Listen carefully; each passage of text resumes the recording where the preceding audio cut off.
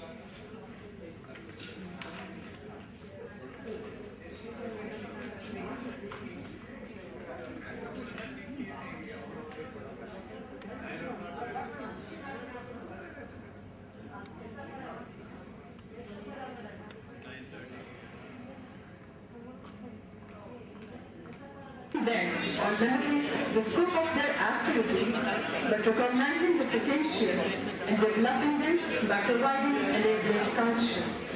It entails seeking the workforce as a source of strategic advantage and not just as a cost to be minimized or avoided. The CEOs often are the forerunners of this enabling culture. Good morning to my all present here. I welcome you all to today's session on the CEO's perspective on strategic human resource for sustainable competitiveness. I would request today's chairperson, Shri S. Deandayalan, Managing Director, Center for Excellence in Organization Private Limited, Bangalore, to grace the dais.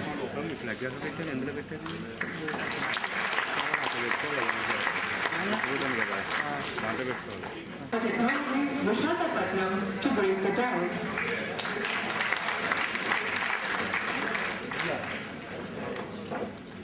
I now request Shri Sarat P. Narsapur, President, Ecologic Technologies Private Limited, Hyderabad, to grace the dais.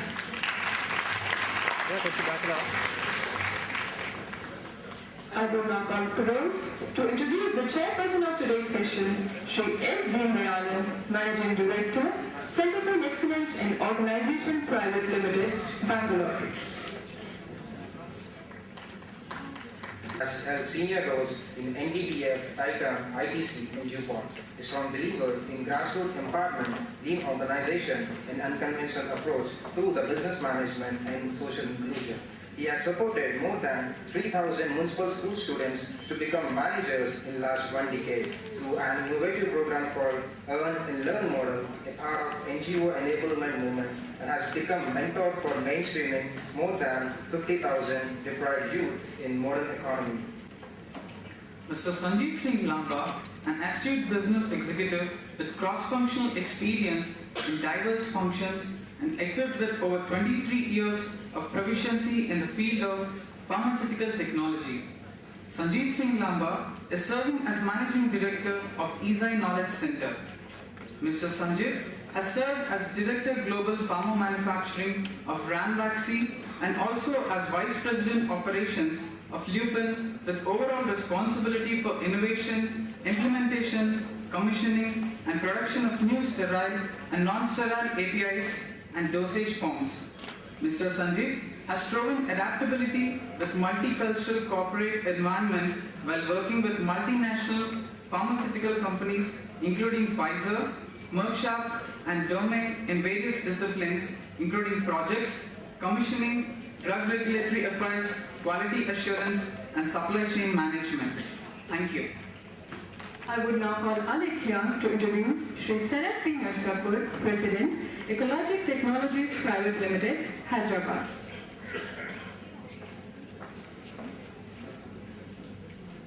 Shri Sarat P. Narsapur promotes Ecologic as a whole-time director and leads the business by providing strategic and organizational direction. He plays a critical role in developing Ecologic as a leader in the field of green chemistry and manufacturing.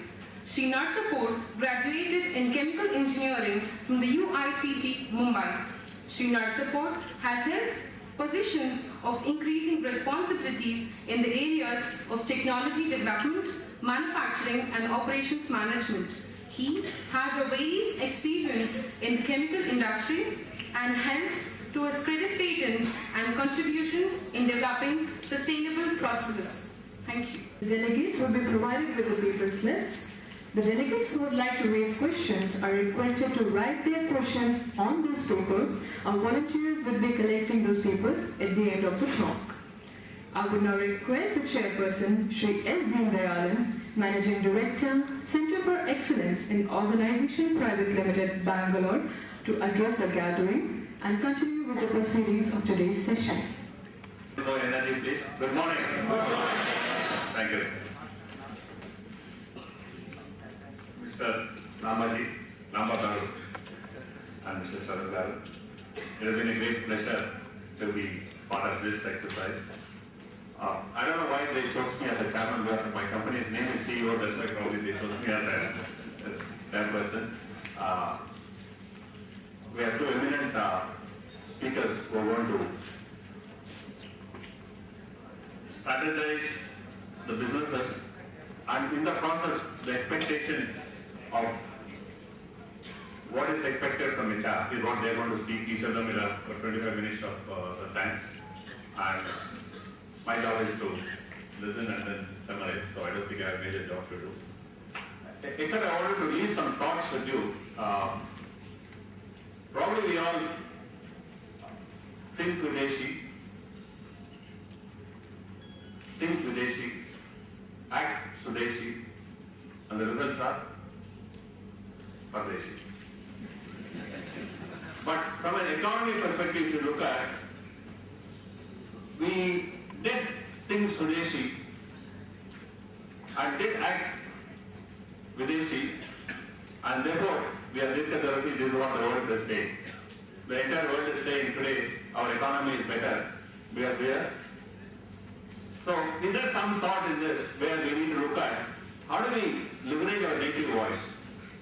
How do we look at our Swadeshi thoughts in grooming businesses in a bigger context? Especially two pharma giants are there.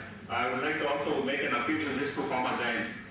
Almost all the pharma innovations in the world happened in India 400 years ago. I could give pharmacology, anatomy, I can even give the photographs of those people. Can you go down on the slide, please? All this happened in India 2000 years ago, 3000 years ago, 4000 years ago.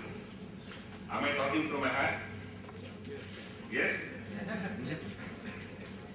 I'll give in each of this area who are the people in which part of the world where what they did. And it's all documented.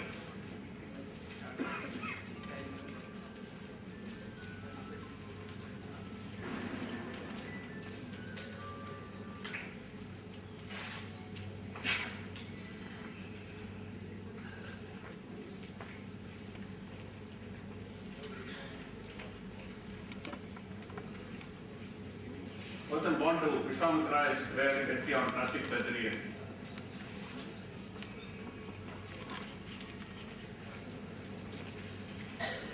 Cosmology.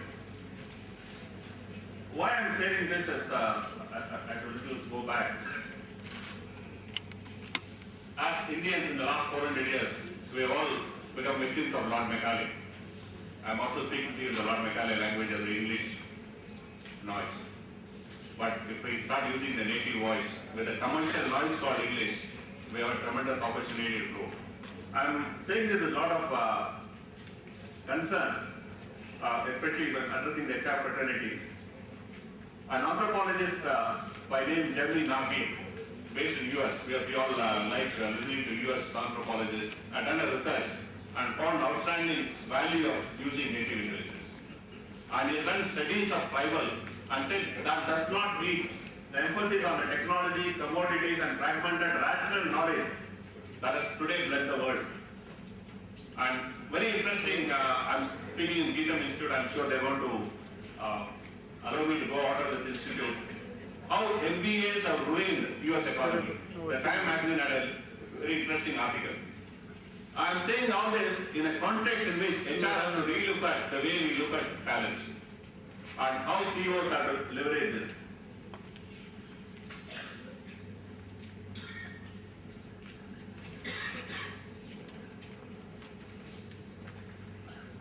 Some of these people are ordinary people who have done some outstanding work. You see there on the extreme right, is one Mr. Soundarraj. He is a 10th standard person. He has a lot of PhDs and MBAs working for him, 45,000 women entrepreneurs working for him, called Sugna Poultry. And a lot of PhDs are working for him. And in Hyderabad, we have, Dayakar Reddy, on the right-hand corner, who is a CITU union leader, who was formed the first ISO 9000 village called Pragati and last 25 years. And all this happened by using the native voice. So, here is a challenge for us, because as a country, in the next 25 to 30 years, the challenge that we are going to have is not getting skilled technicians. I'll just share with you.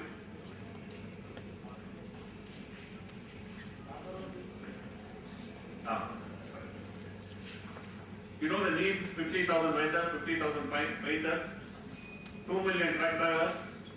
Some of the companies are holding businesses expansion because they are not getting skilled hands. On the other side, we have MBA colleges every day. Social work institutions are becoming MBA colleges. 25,000 vacancies in engineering colleges. And to avoid unions, DMEs and BSCs are taken into the so-called blue-collar category. Outsourcing has become a business pride. And what does outsourcing mean? HR is not competent to meet permanent employees. Correct or not? I'm raising some very controversial issues. I'm going to put the speakers in a little bit of as CEOs, are we going to look at our internal talent, build the talent to handle the next 25 years or 50 years of challenge in terms of how are we going to create a different value system than mindlessly following a Western value? With these few thoughts, I'm going to request Mr. Lamba to take the session on. In front of you HR professionals, I would say I'm just a baby, as far as HR is concerned. And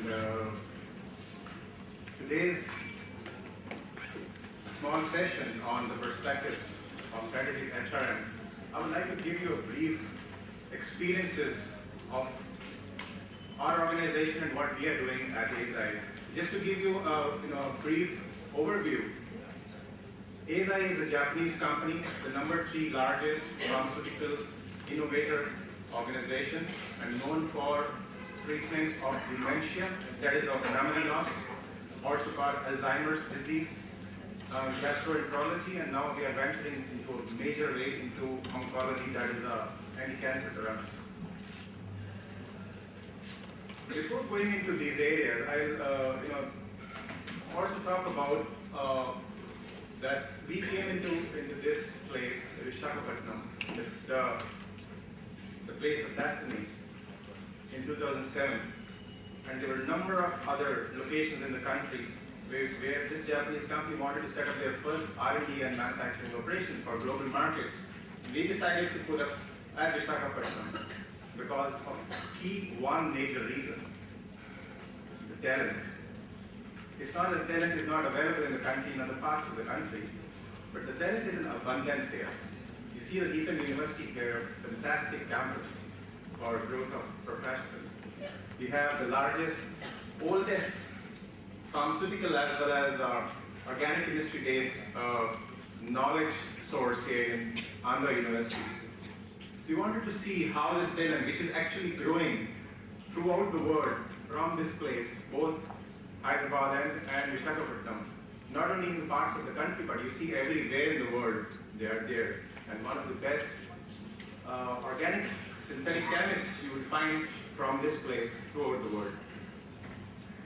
So looking at that, we started working on this project here, and then overall I'll share with you some experiences, how we look at the value, how we look at the competence in the people to create a sustainable advantage at this organization.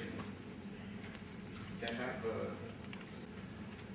tips and how they can contribute optimally to the growth of an organization, to the excellence in organization, to the achievement of objectives in an organization. And what we look at today from this CEO's perspective is to get data from various interviews and then discussions which are taking place. HR has made a critical, significant contribution to the talent management and also employee communications in the last few years. One of the things which we have experienced and which is generally a voice from many CEOs is the HR executives and senior management. They've done a good job working as partners in the last few years in the organization management, in the organization objectives achievement, but they are expected to couple their HR skills with a much deeper understanding of the business. Gone are those days when it was only a personal management, recruitment, hiring, administration. Yes, that's very much required, but a thought leader, an HR leader, must look at a business in general. What are the business needs? What are the business strategies? And that there must be a participation of those people in the business strategies. What CEOs today need from HR is, again, some of the things which were there earlier, but are more focused on the talent management and the succession planning. And that's what, as a ASI organization, what we are doing is we are looking at people in a very diverse way. We are creating a diversity in our institute, in our organization here. We are part of approximately 11,000 employees across the world. We are 145 people today at this location, but we have very carefully chosen people across India and some people even from abroad to help us, to support us in some of the areas where people are not skilled today. We had a very tough objective when we started this business center here in Visakhapatnam, and that objective is to consistently manufacture, innovate, deliver a pharmaceutical product to a market like Japan. And a market like Japan is a very, very sensitive market. You must have observed it in various areas, but many people may not be aware that the patient in Japan is very, very finicky about quality. They are very concerned, they are perfectionists in areas like electronics and all, but then before ingesting, before administering a glass of water, to really know what is the quality, what is the surface quality, what is the cosmetic quality of a product. They don't know what is there in the tablet or a capsule, but they want to see that if a tablet is cosmetically 100% correct, your organization or the people who are manufacturing it must have put their blood and sweat in it to make sure that the quality is what they are looking at. And this was a very tough task ahead of us because very few companies from India, they even had just even the knowledge of what a patient in Japan is looking. So when looking at, we created a diversity, we really got people from Japan to retrain us on what is a perception of a patient in Japan.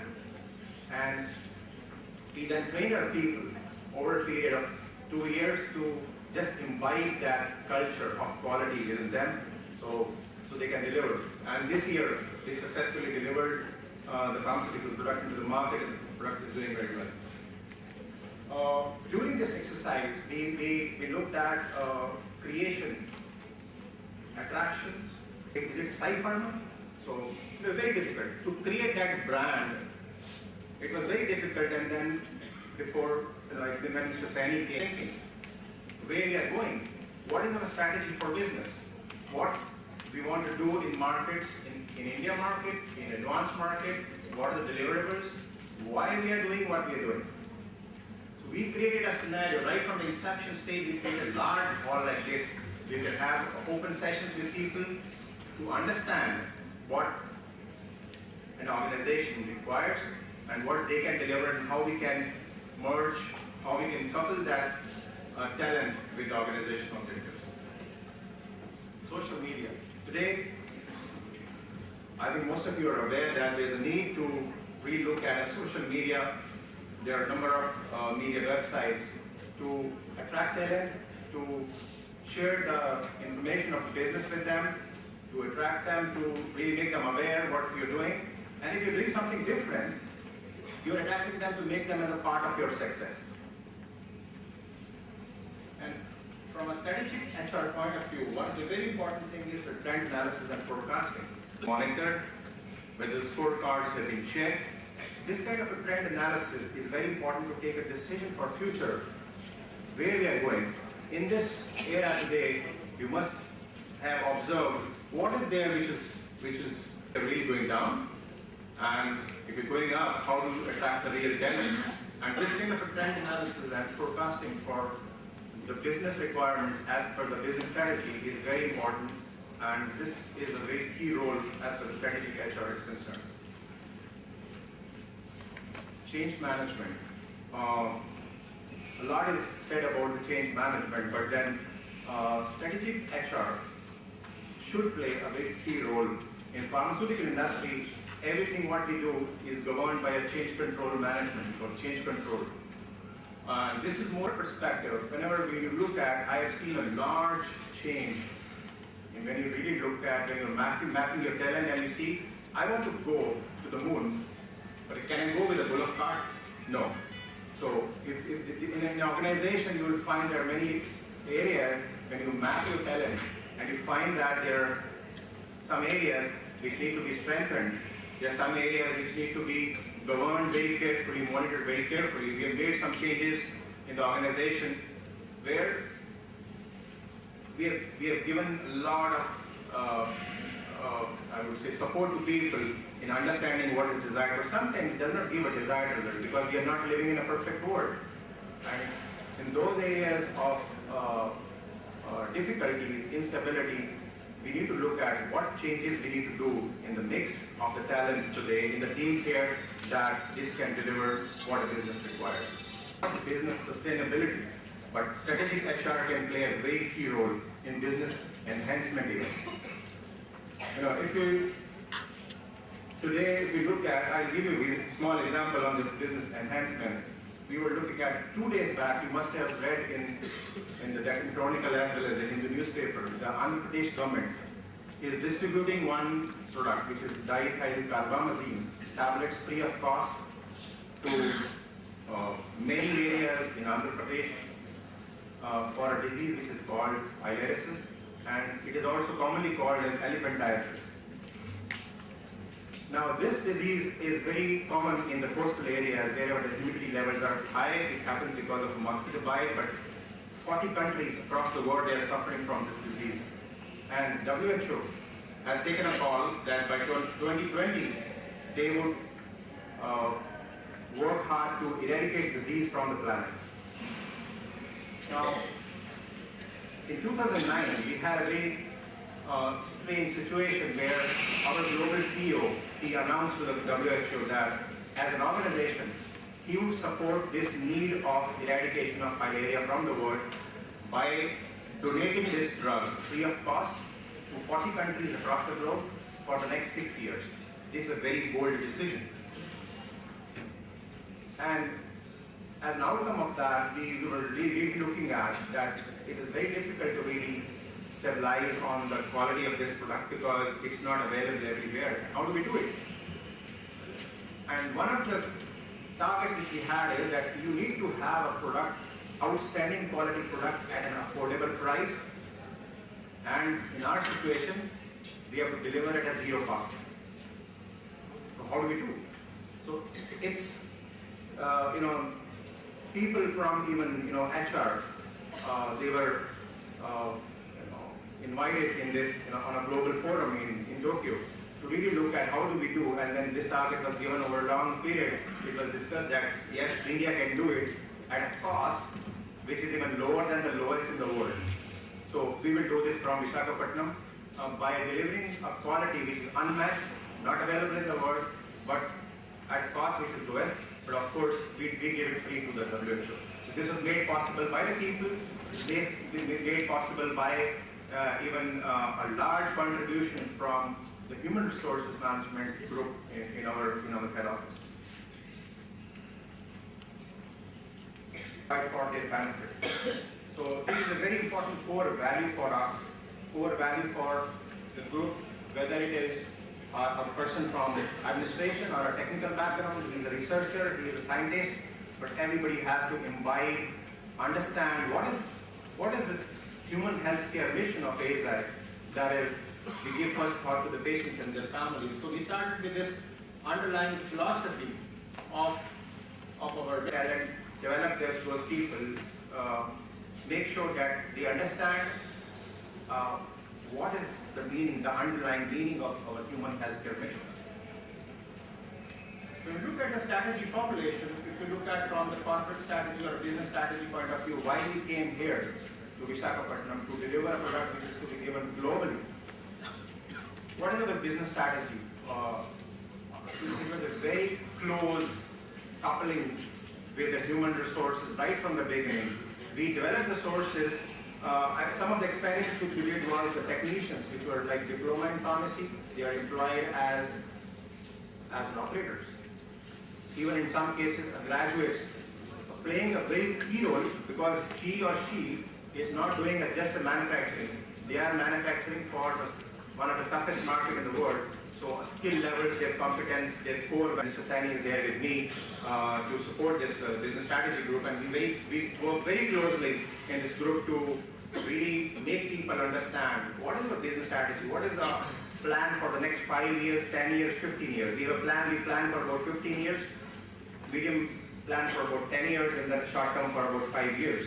In those areas, how do we really look at talent on a large level, and what performance measures, what scorecard we are looking at 5 years down the line, 10 years down the line, 15 years down the line, and what we need to do as an organization to build this talent, to measure this talent over a period of time, and then take corrective action if required in these areas. From the strategy perspective, we always look at resources, human resources. We look at from these resources, we build on the capabilities, we look at the core competencies, and of course from the sustainable